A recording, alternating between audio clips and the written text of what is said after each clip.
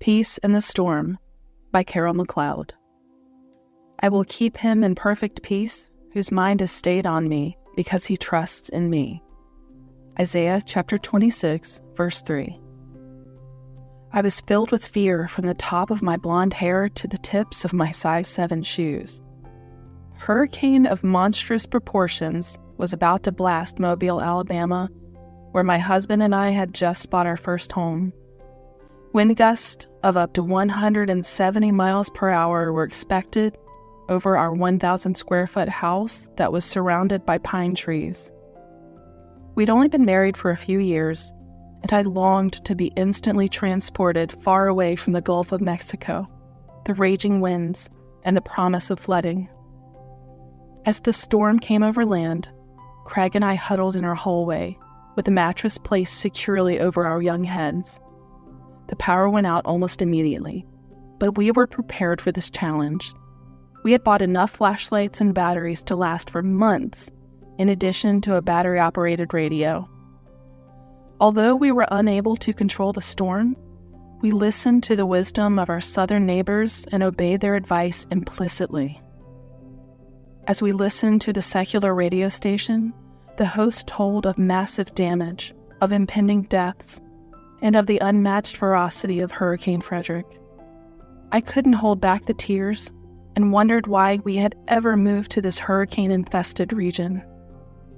However, when we turned the radio dial to our favorite Christian station, the host was reading from the Word of God and reminded the population of the Gulf Coast that our God is the Lord of the winds and the waves. As worship music flooded the airwaves, my soul was at rest. The peace of the Lord was greater and more triumphant than even a massive hurricane. Thomas Watson said, "If God be our God, he will give us peace in trouble. When there is a storm without, he will make peace within." The world can create trouble and peace, but God can create peace in trouble.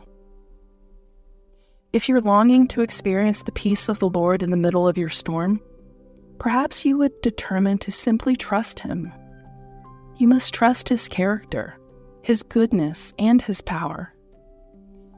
I've learned not to pray for peace in the storm, but to trust him first. The peace of his presence will then come rushing into my ravaged heart.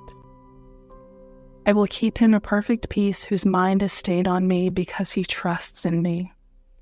Isaiah chapter 26, verse 3.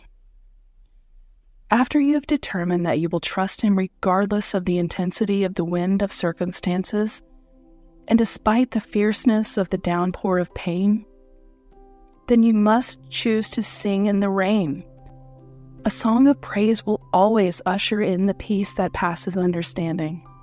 A heart that is raised in a defiant song to the Lord will experience a peace that trumps fear and demolishes depression.